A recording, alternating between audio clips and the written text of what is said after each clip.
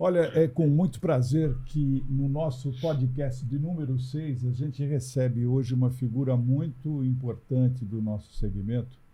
Eu tenho muito prazer de estar recepcionando aqui o Tony Sando, que é o presidente do São Paulo Convention Visitors Bureau, mas vou pedir para a minha querida Thaís de Giorno falar um pouco sobre isso. Olá a todos e todas, um prazer estar aqui na 6ª edição do podcast Feiras e Negócios com o ícone do segmento de feiras, eventos e turismo, que é o Tony Sando. Bom, o Tony Sando, eu acho que dispensa comentários, mas eu tenho aqui uma lista de coisas do que esse homem já fez e o que ele representa, né?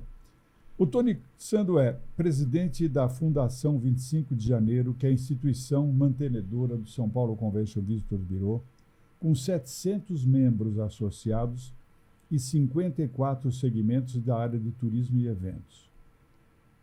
É presidente da Unidestinos, União Nacional dos Convention Bureau, entidade de destinos, administrador da empresa com MBA em Gestão Empresarial, membro e secretário da Soma Aero, Sociedade Amigos da Aeronáutica, membro do SCAL São Paulo, membro do Conselho Nacional Estadual de Municipal de Turismo e diretor da Associação Viva o Centro.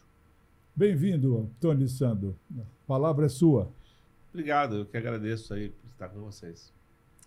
Então vamos lá, Thaís, você começa. Em 2016, o Tony assumiu a cadeira 22 na Academia Brasileira de Eventos e Turismo. Tony, você tem um currículo super extenso, você tem uma trajetória muito bem sucedida. Você podia falar um pouquinho para a gente sobre os principais marcos da tua jornada? Olha, a gente começou a trabalhar muito cedo, né? Hoje nem se pode fazer isso, mas na época em que eu comecei a trabalhar com 14 anos, com carteira assinada, como office boy de um banco. E por acaso caí numa área de marketing. E aí, como office boy, como auxiliar de escritório, eu aprendi muita coisa. E aí fui me desenvolvendo. Aí virei estagiário toquei de banco. Ou seja, trabalhei pelo mercado financeiro por um terço da minha vida. Depois eu fui para a hotelaria, no Grupo Accor, que cuidei da área de marketing da América Latina, com as marcas, eram 6 marcas hoteleiras. E isso também comeu quase um terço da minha carreira. E um terço no terceiro setor, que é o caso do Convention Bureau. Então, a gente consegui ter uma experiência.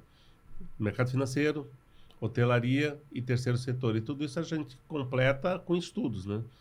Não se faz nada sem esforço e sem investir em conhecimento. Foi aí o meu conhecimento que eu fiz administração de empresa, fiz pós em marketing e fiz gestão empresarial lá na Fundação Getúlio Vargas. E esses 3 lugares que você esteve te traz uma visão sistêmica muito forte hoje, né? A gente trabalha em todos os setores, você sempre trabalha com alguma coisa que é prático e que é operacional. No caso do banco, você empresta dinheiro, você toma dinheiro. É uma relação, tá aqui e vem para cá. No turismo, que é o nosso caso, da hotelaria e agora na Convention Bureau, existe uma química entre o prazer de servir e o prazer de ser servido.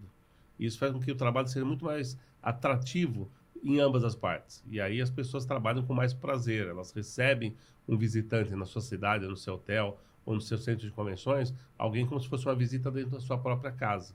Isso faz com que seja uma atividade em que dá muito prazer em atuar nela. Sim. Tony, agora você sempre foi um defensor e sempre colocou uma coisa muito importante, que ninguém faz nada sozinho. O empresário como um todo, quando ele tem muito pouca voz sozinho, né? Então, a história do associativismo é muito importante, porque a coisa muda de figura, a conversa é outra.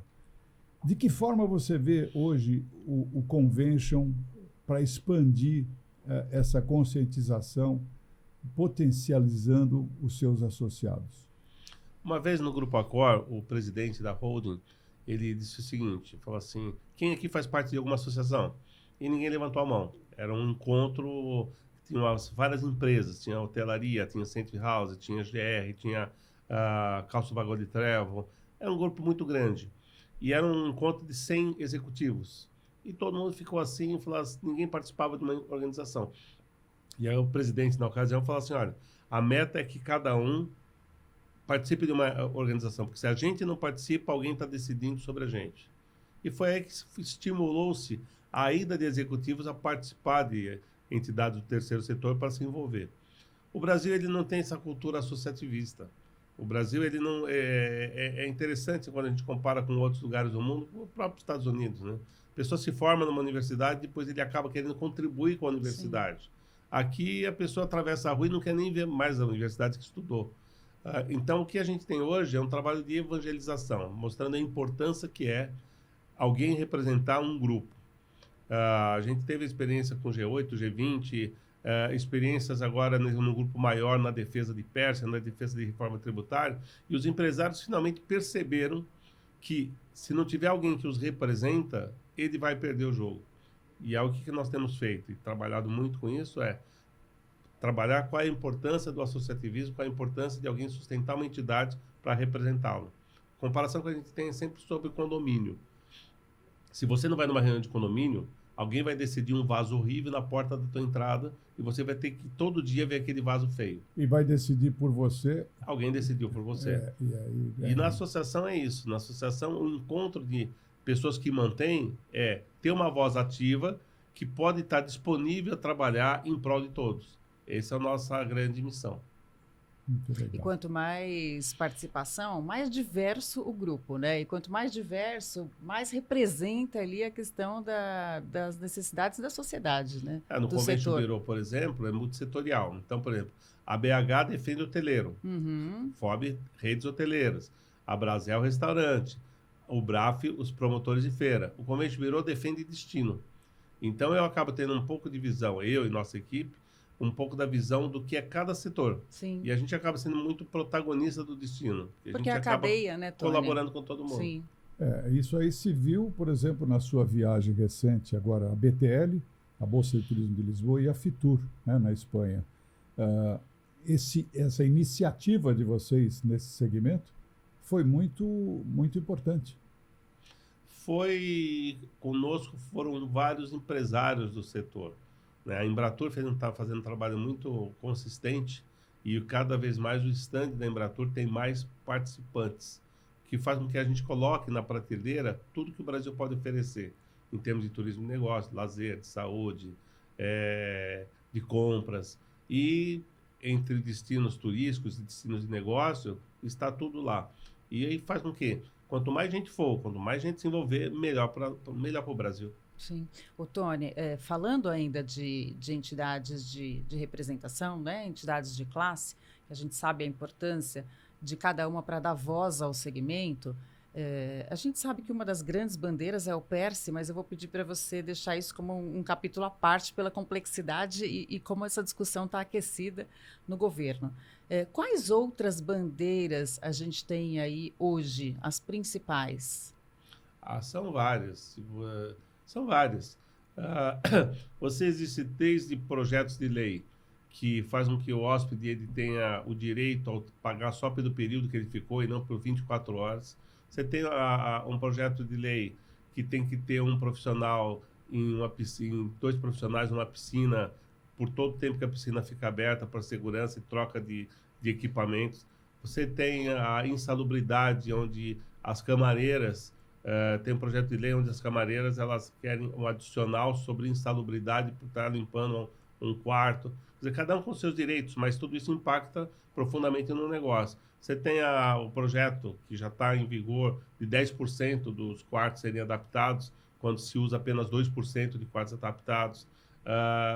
Tem a reforma tributária que está chegando, que é extremamente complexa e que faz com que o preço no final, e exatamente na parte do turismo, que é a ponta, ela pode estar incorporando uma série de impostos, onde o valor final da diária pode ser até muito maior do que poderia ser. Tem uma série de coisas que, por isso que o associativismo, se não tiver alguém acompanhando de perto a ideia de cada pessoa que aparece lá sugerindo alguma coisa, a gente pode perder, né, o jogo. E como o país não tem uma política pública para o setor de turismo e eventos, faz com que a gente tenha que estar o tempo todo de olho em tudo que está acontecendo para evitar qualquer risco. Tem o ECAD, que se cobra taxa do ECAD dentro do apartamento, quando dentro do apartamento não tem mais nem rádio relógio, as pessoas ouvem através do seu telefone qualquer coisa. Então tem uma série de coisas que a gente trabalha e acompanha. Na verdade, o trabalho do Convention Bureau não é esse. Os conventos birô são uma agência de promoção. Elas estão para promover destino e para atrair pessoas para si. Só que quando isso impacta através dos setores, impacta o nosso trabalho. Sim. Por exemplo, cobrar visto de quem vem de fora de comissários de bordo e piloto, que é o caso agora dos Estados Unidos, que sem visto eles não podem entrar no Brasil, mesmo que estejam trabalhando. Tudo isso impacta e dá insegurança. É complicado isso, né? Tem muitos meandros aí para serem discutidos. Agora, particularmente, tem um tema aí, a história do PERSE. O PERSE é um negócio que gerou muita polêmica. Em 2021 foi colocado a hipótese de não colocar alíquota zero em impostos federais, parcelamento de débitos, redução de 100% em juros e multas. Mas em 2023, os benefícios foram prorrogados, né, pelo tempo de 5 anos, e, num primeiro momento, ele seria limitado a 4 bilhões. Mas houve, contudo, segundo o Ministério da Fazenda, esse valor foi para 17 bilhões. No dia 7 último, o Senado começou a querer voltar para trás essa história do PERSE, o que provocou uma celeuma, uma confusão danada e continua provocando. O senador Jacques Wagner diz que não era possível, uma coisa dos eventos já estavam sendo retomados, não tinha problema, enquanto, por exemplo, a senadora Damares Alves falava que era importante isso aí, porque era uma forma de dar emprego para as mulheres também do setor de turismo. Como é que é a sua visão nessa história toda? O que você acha de tudo isso? É tudo muito simples, não é complexo. É que, por muitas vezes, é político. E, por muitas vezes, se blefa muito na informação. O fato do PERSE é muito simples. Houve a pandemia, da pandemia houve um prejuízo tremendo, houve um monte de dívidas tributárias, e com o programa PERSE, muitos empresários que tinham muitas dívidas conseguiram, através do PERSE, cobrir suas dívidas. O dinheiro, não estou aqui com as cifras na cabeça, mas só o dinheiro que o governo recuperou em função de ter um PERSE, ele poderia não ter recuperado porque as empresas iam quebrar, e se iam quebrar não iam pagar impostos. Então esse é um ponto. O segundo ponto é que o PERSE ele foi feito por um programa de 5 anos, e uma vez definido, aprovado pelos parlamentares, pelo executivo, acabou o problema. A partir daí, cada um recupere os seus prejuízos e, ao mesmo tempo, invista quando tem lucro. O lucro que ele não teve e agora está tendo, ele tem 2 opções. Ou paga suas dívidas, paga seu passivo, ou ele investe. E muitos estavam investindo, ou seja, comprando equipamento em parques, refazendo lá o quarto do hotel, dando mais conforto, comprando equipamentos para cozinha, sei lá. Tudo é possível quando começa a entrar recurso. No meio do caminho, e investidores que vêm de fora e colocam recursos para falar, o Brasil é um país que eu vou investir porque o governo está incentivando, através de isenções fiscais, de que a gente trabalhe com turismo. Final de dezembro, última semana de dezembro, aparece uma medida provisória suspendendo tudo isso. Não há razão nenhuma para que a gente possa ficar confortável com uma decisão dessa, até porque não faz o menor sentido. E tem uma insegurança jurídica no país também, né? E agora começa a chover um monte de impugnação, começa a surgir um monte de liminar. Então a insegurança jurídica vai ser assim tremenda. O que nós fizemos? As associações levaram vários empresários para Brasília, no Congresso Nacional, no mês passado. Esse mês, a hotelaria também levou um monte de hoteleiro para lá, e muitos senadores e muitos deputados estão totalmente a favor da continuidade, até porque é uma afronta.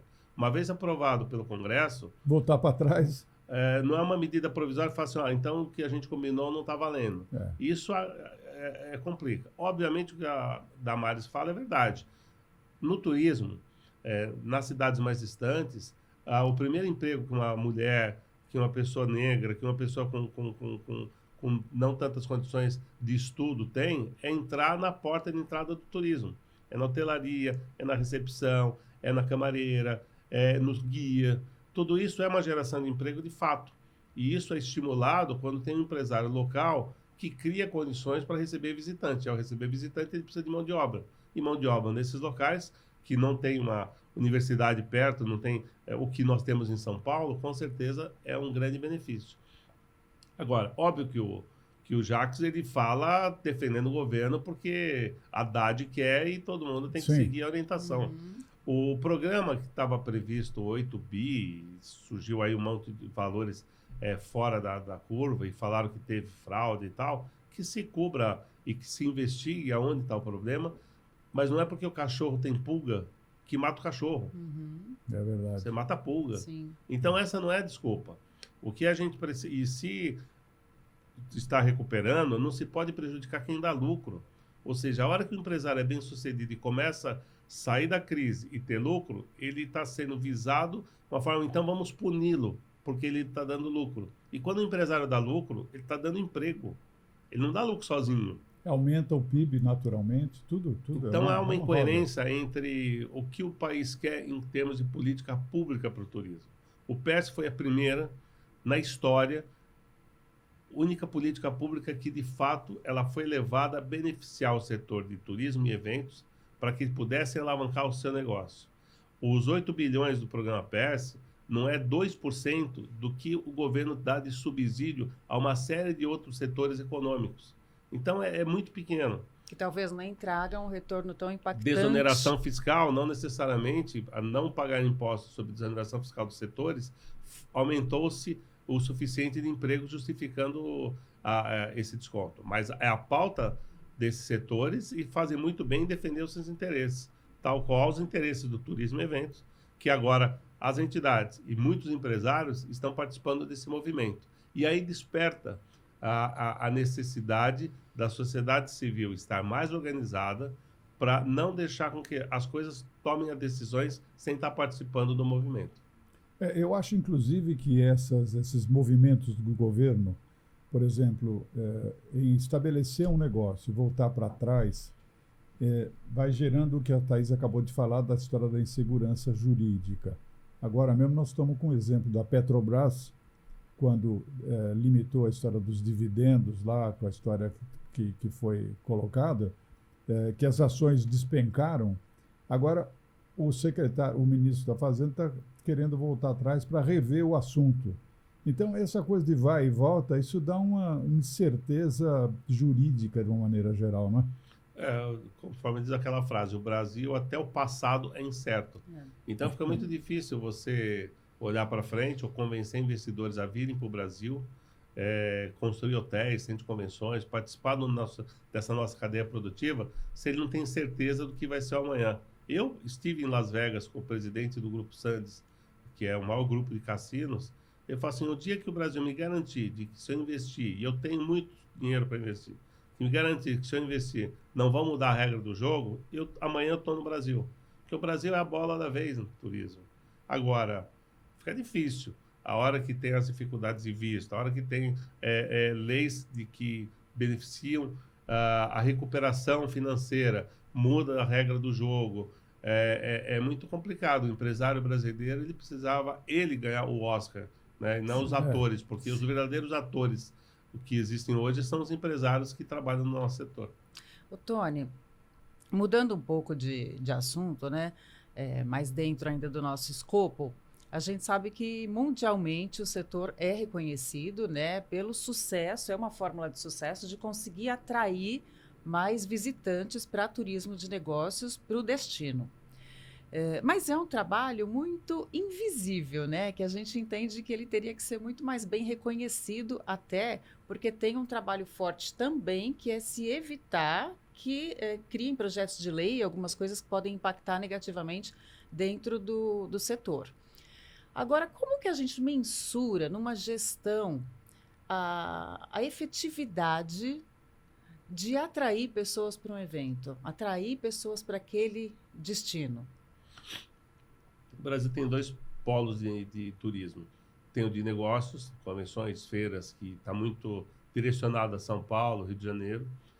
E existe todo o destaque dele no turismo, em grupos que vão para as outras regiões, como a Nordeste, Centro-Oeste e até o Sul. São movimentos. Esses movimentos a gente só consegue mensurar de verdade quando aumenta o PIB voltado ao turismo. Por exemplo, tem o grupo 13 de ISS, na capital. A gente consegue mensurar o quanto a cidade está arrecadando mais quando se acontece um evento, um carnaval, uma Fórmula 1. É visível a mudança. O estado de São Paulo, por exemplo, ele aumentou o PIB de 8% para 9,5% voltado para o turismo, e aí puxa lá os finais e identifica, porque nos últimos 5 anos, uma grande campanha que nós trabalhamos, que é São Paulo para Todos, a gente conseguiu investir muito recurso, com muito apoio das companhias aéreas, que também tinham interesse em aumentar o número de voos e de rotas, e nós fizemos o quê? Por 4 anos ficou batendo que São Paulo era o melhor lugar para eventos, para gastronomia, para cultura, para entretenimento. Sem verba, não tem verba. E aí, quando a gente teve essa oportunidade de ter recursos, a gente conseguiu colocar São Paulo em destaque. E o resultado disso é visível a hora que a gente pega o PIB de São Paulo de 2019 e compara com 2024. Ele aumentou sensivelmente. E isso é a nossa mensuração. Os eventos, os congressos que aconteceram e que foram muito prejudicados durante a pandemia e foram voltando aos poucos, hoje uma agenda para realizar um evento já é muito difícil para fazer esse ano, porque no caso de São Paulo especificamente, a agenda já está tomada. E com ela vem pessoas que antes vinha uma, agora estão vindo 2, estão vindo 3. E a cultura hoje do brasileiro, com sistema, tecnologia, é o leisure, ou seja, ele não vem só para o trabalho, ele aproveita a cidade para o lazer. A APAS, por exemplo, a gente soltou um boletim falando tudo que ia acontecer na APAS, durante a APAS, em São Paulo. Ou seja, alguém vem para a APAS, se ele recebe a informação com antecedência, ele sabe que vai ter o show do Roberto Carlos, vai ter o show da Marisa Montes, vai ter uma peça de teatro lá, Intimidade Indecente, no Renaissance. O que ele faz? Ele se programa e aproveita melhor o destino. Esse é o grande desafio. Não é só trazer evento, mas reter as pessoas para ela aproveitar melhor o que o destino oferece. E consumir, né? Consumir. Agora, muita gente que nos assiste não tem ideia da importância desse negócio, né? Dessa cadeia que você coloca tão bem.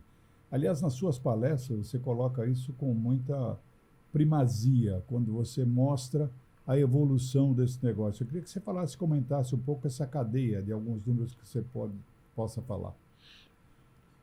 A população, ela precisa se beneficiar e não saber. Né? Quando você se divulga muito, está muito mais na pauta política do que na pauta empresarial. O que o empresário quer saber é quantos couvert ele teve no restaurante dele, quantos hóspedes ele teve no hotel dele, quantos visitantes estiveram numa feira ou num congresso. Isso é o mais importante. Quem fez isso, os bastidores, é um trabalho que tem que ser feito.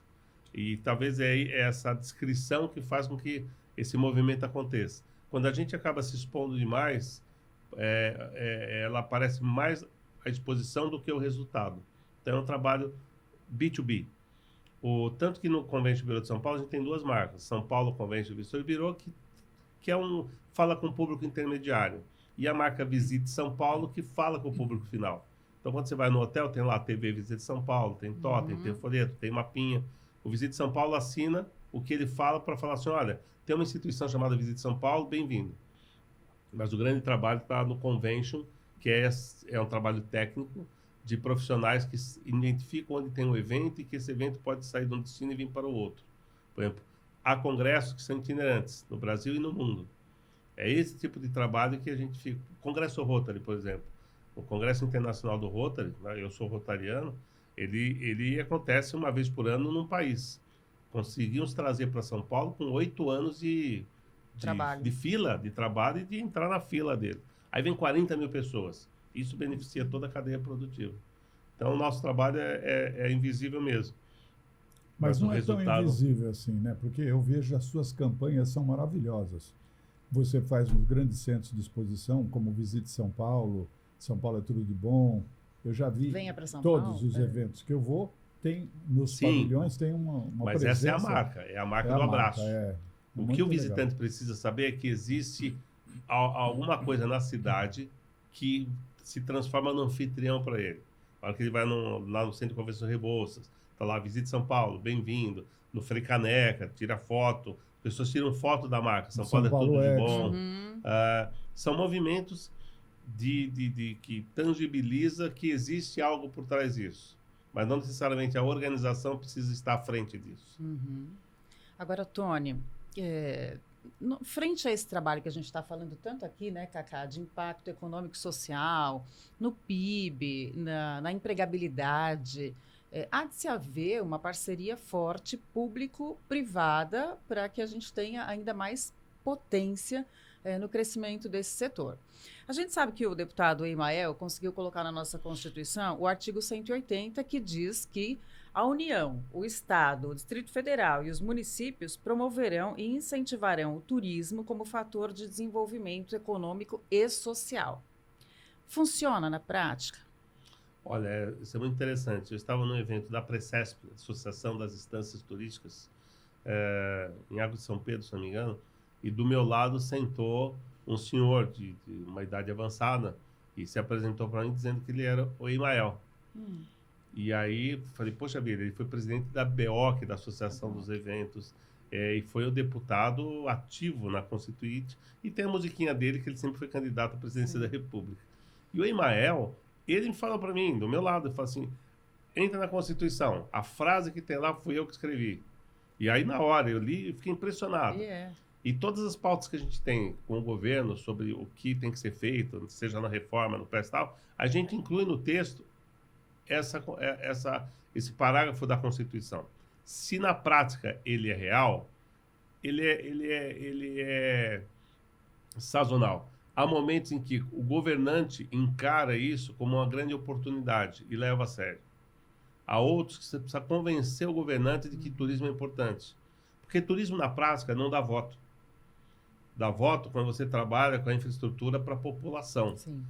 Trabalhar para trazer gente, a pessoa do bairro, da cidade, ele não consegue entender. E não consegue mesmo, porque ele está lá no mundo, a não ser que ele monte uma pousada, a não ser que ele monte um restaurante entre para a cadeia, e ganhe em cima da cadeia. Mas caso contrário, ele não consegue identificar que alguém que chega de fora está trazendo dinheiro novo, e o dinheiro novo para a cidade mexe com a economia local. E o que esse texto da Constituição fala é que tudo começaria pelo governo. O governo tem que encarar o turismo como desenvolvimento socioeconômico e não como turismo como atrativo de mostrar belezas naturais de um país como o nosso. É uma miopia. Que não precisa nem mostrar, ele existe e está aqui para qualquer um que chega a ver. Então é muito profundo esse texto. É incerto e que bom que ele está lá, né? Porque se mesmo assim a gente ainda tem dificuldade, se não tivesse... A gente vai mandar para o Haddad essa frase para ele entender de que o turismo pode beneficiar muito mais do que prejudicar, né? Na busca de recursos, não necessariamente precisa buscar recursos que já estavam programados. Imagina, uma multinacional ou qualquer empresa que tenha lá o seu financeiro, que fez orçamento, programou todas as suas contas, comprou, investiu, e no meio do jogo fala assim, tudo que a gente tinha combinado não está valendo. Você volta a pagar PIS, COFINS, vai pagar lucro sobre imposto, porque a gente quer esse dinheiro de volta. Quer dizer, isso desestimula qualquer cidadão a acreditar no seu próprio país. E está aí, né? Porque a ideia é que isso aconteça a partir de 1º de abril, né? 1º de abril é o PIS, COFINS, 1º de janeiro é o imposto sobre resultado, e tem mais alguns pontos da lei. O que deve acontecer ela entra em vigor, ela vai ser pautada no Congresso, o Congresso vai rejeitar, e paralelo a isso vem um projeto de lei, vem uma PL, que aí entra-se em debate junto com a Comissão de Turismo, de Eventos, etc., para que possa ser pautado. E aí as próprias entidades já estão dando recomendações à Fazenda do que pode ser ajustado, do que não deve ser ajustado. Então, quais são os quinais de fato que precisam estar nesse programa? Sim. Por que uma empresa que não está no Cadastur se beneficiou desse programa? E aí, cortando um pouco dessas gorduras que podem ter existido no desenvolvimento do próprio programa, ele consegue dar sustentabilidade para que ele perdure pelo período combinado. Dentro do escopo correto, né? Isso. Porque a gente conversou com a Ubraf aqui também, né, Cacá, recentemente, e o que parece é que teve aí uma falha de escopo mesmo, né? De que entraram outras empresas aí e acabaram pegando carona no PERSE e se beneficiando, a história das malas, das pessoas que vendiam malas e começaram a se beneficiar com a história do PERSE. Olha, não é do seu tempo, mas teve uma campanha de propaganda do Gerson, né? Gerson, que gosta de levar vantagem em Gosta de Sim, tudo. levar vantagem em mas eu tudo. escutei muito esse jargão aí. Então, é uma cultura do brasileiro e isso a gente precisa quebrar. A gente só quebra isso com trabalho, com seriedade e com representatividade. Esse é o nosso grande desafio. Porque quando você suspende isso, você impacta em quem precisaria realmente receber o benefício da isenção, né? Eu recebi uma advogada no escritório sugerindo que poderíamos indicar clientes para ela, porque ela tinha também um escritório de cobrança, então ela sabe exatamente contabilidade, ela sabe exatamente como é que se faz. Eu falei, mas não é só cadastro? Não, a gente consegue dar um jeito. Eu falei, mas a senhora veio para o lugar errado. Aqui eu vou para Brasília quase uma vez por semana, defendendo os interesses do setor, e vem uma pessoa oportunista tentando mostrar que existe Brechas, né? para aproveitar de um programa que era para beneficiar exatamente quem teve dificuldade. Então, mas a gente não pode desanimar. Essa é a luta isso e aí. para isso que a gente está aqui. Isso aí. E, Tony, uma cidade como São Paulo, que recebe, com toda a sua aparelhagem, uma média de 15 milhões de visitantes e o Estado 45 milhões de visitantes, né? O PIB do turismo paulista fechou em 2023 com um aumento de 7%, somando quase 290 bilhões, que já representa 9,3% do PIB nacional. Para 2024, as projeções parece que são de 304 bilhões de reais.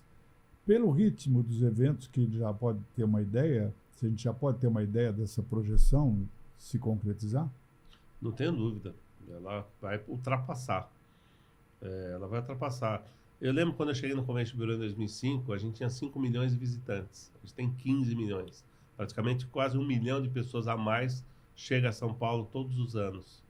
E com a economia em ascendência, com tudo voltando ao seu normal e um pouco mais, a gente não tem dúvida que esse resultado vai acontecer, tanto na cidade quanto no estado. E no Brasil como um todo. Nessas feiras internacionais que a gente visitou, o Brasil já está de volta às prateleiras do turismo. O Nordeste para Lisboa são 7 horas. Ele só precisa de produto. Ele precisa de produto para colocar na operadora para alguém chegar lá. A gente vai fazer alguns projetos com o Corte Inglês, com National Geographic e com a Unesco, mostrando o lado no caso da Unesco, o lado de sustentabilidade, turismo sustentável. O que a gente tem na Mata Atlântica e as características para a gente possa incentivar. A gente está, junto com o Corte Inglês, que é uma das grandes operadoras da Espanha, também colocando já produtos de prateleira de São Paulo para que eles possam expor em todas as lojas deles. E, paralelo a isso, o Corte Inglês, que é uma loja de departamentos, que também tem as suas lojas, vai servir produtos brasileiros na alimentação. Ou seja, entrou no cardápio do Corte Inglês, isso foi um trabalho da Embratur, pratos brasileiros. Então, quando a pessoa está numa praça de alimentação desse equipamento, tem lá picanha, virado paulista. Isso é uma vitrine, né? Ou seja, você estimula pela comida e vende pelo desejo.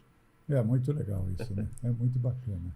Ô, Tony, o que você vê como desafios e oportunidades para o setor, para os próximos anos? Porque a gente sabe que tem a questão do destino, né, de trazer pessoas para São Paulo, mas tem também, quando você tem grandes eventos, você tem uma mudança, um impacto da dinâmica das pessoas locais, né, que moram ali. Isso também impacta numa mudança de um consumo diferente, né? Se muda um caminho, se vai para um restaurante, enfim, impacta também para as pessoas que ali já estão.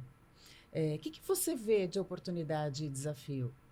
Olha, oportunidade, uma vez eu assisti uma palestra do Walter Patriani, que foi da CVC e hoje Sim. tem uma das maiores construtoras. Fiz uma palestra ano passado, falou assim, o turismo gera lá não sei quantos bilhões. Falou, se você não está ganhando alguma coisinha desses bilhões, você é muito incompetente. Porque alguém está ganhando, se o dinheiro está passando. Né? Tem gente chegando, circulando. Tem gente voando, tem gente se mobilizando, se locomovendo. Ou seja, a oportunidade no turismo está nos olhos de quem tem o espírito de empreendedorismo. Você pode ganhar dinheiro fazendo bonequinha do pano do stand, você pode ganhar dinheiro pintando um painel para uma feira, você pode ganhar dinheiro fazendo uniformes para as recepcionistas de um evento.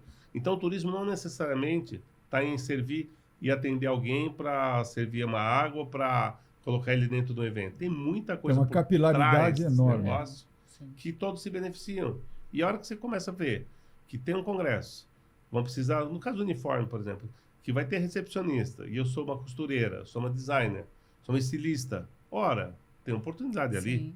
Então não é só na condição básica do cachorro-quente lá fora, da venda de água. Tem muito mais coisas por trás que todo mundo pode aproveitar para se beneficiar quando num pavilhão tem 10, 20, 30 mil pessoas passando por dia.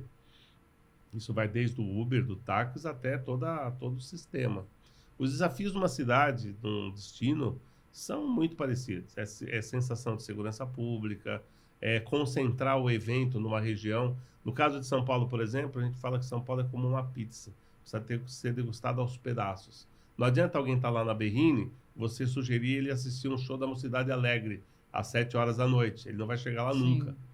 Ou seja, se você mostra a região da Berrine, o que ela tem de atrativo, da Paulista, o que ela tem de atrativo, da região de Ibirapuera, da região lá da Zona Norte, e para cada um você cria condições para que o visitante fique por lá, ele vai se apaixonar pela cidade, ele não vai Claro. lembrar das dificuldades que ele teve. É muito legal isso. Olha, eu acho que isso aí é mais do que um motivo, porque eu vou fazer esse convite publicamente, porque nós fazíamos há 12, 13 anos atrás a agenda de feiras de eventos da semana, que o Tony Sando fazia com muita competência. E eu lancei ele de novo hoje, o convite para ele voltar a fazer essa agenda, porque é um cara que conhece muito disso e a gente gostaria muito de voltar a tê-lo aqui. E aproveitando aqui para te agradecer enormemente, eu sei que você tem uma reunião agora imperdível e agradeço muito você ter vindo aqui e a gente espera ter podido colaborar com as pessoas para falar desse momento tão importante. Eu que agradeço a oportunidade, o privilégio de estar aqui e lembrar que nós temos lá o nosso site visitesaopaulo.com, lá tem a Lina, que é a nossa inteligência artificial, que já interage sobre as condições, o que a pessoa deseja, ela vai buscar em tudo quanto é lugar do sistema para poder oferecer o que é de melhor na nossa cidade. E a gente continua, a luta continua, nós, a equipe toda do Convention Bureau trabalha com muito afinco, com muito profissionalismo, para que a gente possa beneficiar toda essa cadeia. E a gente é muito satisfeito com isso. Tá bom. Tony, muito obrigada pela sua generosidade de compartilhar tanto conhecimento com a gente. E você que ficou com a gente, obrigada também. Fique ligado nas redes sociais do podcast Feiras e Negócios e a gente continua a nossa trilha de aprendizado nesse setor. Até o próximo. É isso aí. Até mais. Estamos juntos. Obrigado, Tony. Valeu? Foi bom para você? Gostou? Só falta o café, né? Faltou O café. Ó, horário bom, 15 para